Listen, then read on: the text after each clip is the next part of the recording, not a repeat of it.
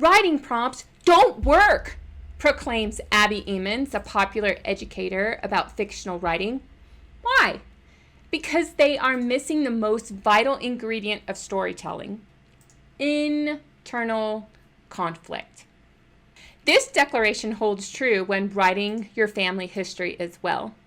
Most family history writing prompts don't work because they require you to know the internal conflicts of your ancestors. Here's the problem. Few ancestors left enough documentation for us to know their internal conflicts. Howdy, welcome to Write Your Family History. If you're new here, my name is Devin, and I love showing you how to capture and preserve your family history through stories. I have published a memoir, 2 ancestral biographies, and I've written 120 biographical sketches for different ancestors. For someone who never thought she was a writer or could be one, I know if I can do it, you can do it too. Take a look at some writing prompts that I have found from various resources. A word or phrase about a family history related topic that gives no clear direction. School. I could make that work, talk about where an ancestor went to school. But new leaf? What the heck does that mean? A sentence or paragraph directing a writer to detail a specific family history related event or fact. What types of meals did your ancestor eat? Describe a mealtime scene from your family's history. I barely know what family dinners were like for my parents. How would I know what they were like for my ancestors?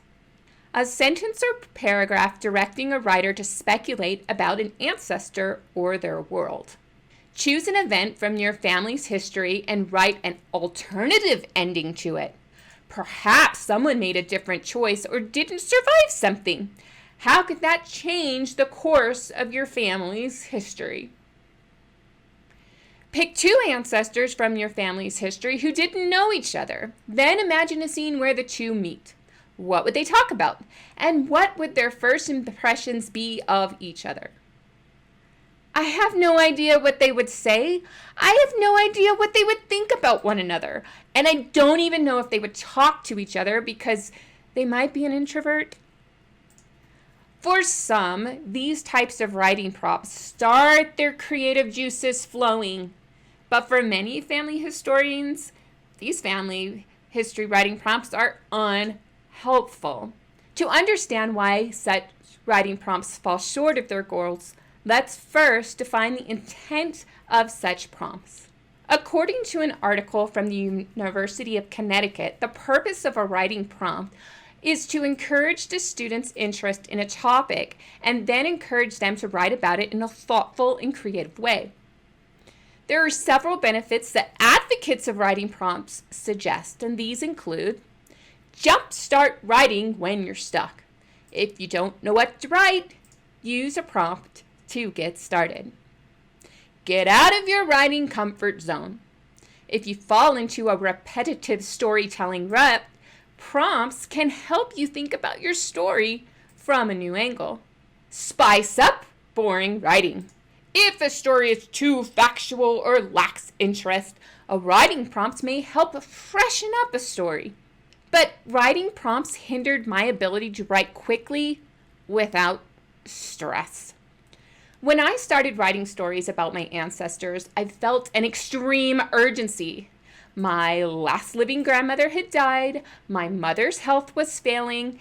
If I didn't turn all the stories and facts that I had gathered in 15 years of research into text soon, our genealogy would be lost. While writing a first draft, I rarely need to get out of my comfort zone or worrying about whether my story is boring or not. After I have written an initial draft, then I can review a writing prompt and see if it could improve my stories. After years of trying to use prompts, I've learned the negative side of things. Writing prompts distracted me from turning the stories I knew and the facts I had gathered into finished projects.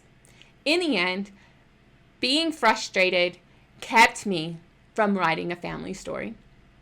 Can you relate?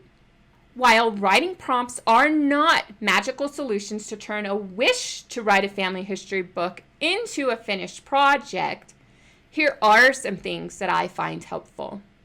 The most successful but underutilized writing prompt is a photo or photo collection. Debbie Hodge wrote this gem of an article, 3 Steps for Photo-Inspired Storytelling.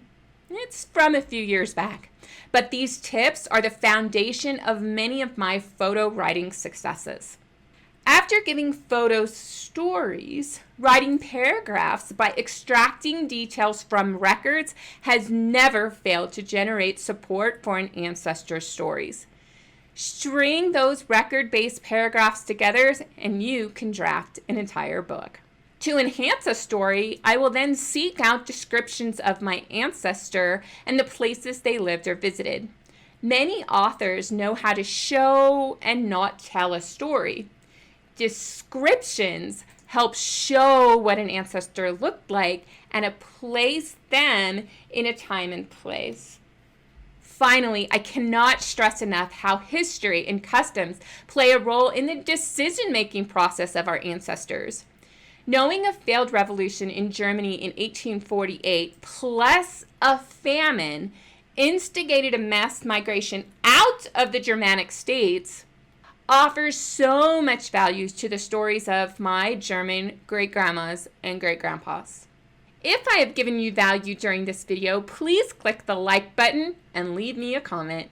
Should you or should you not use a writing prompt? Few genealogy-related prompts direct us towards successful writing.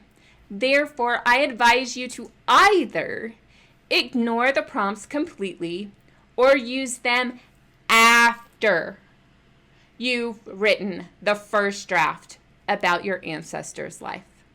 If you want more tips on how to improve your family history stories, be sure to visit our website, familyhistoryfanatics.com, or check out this video right here.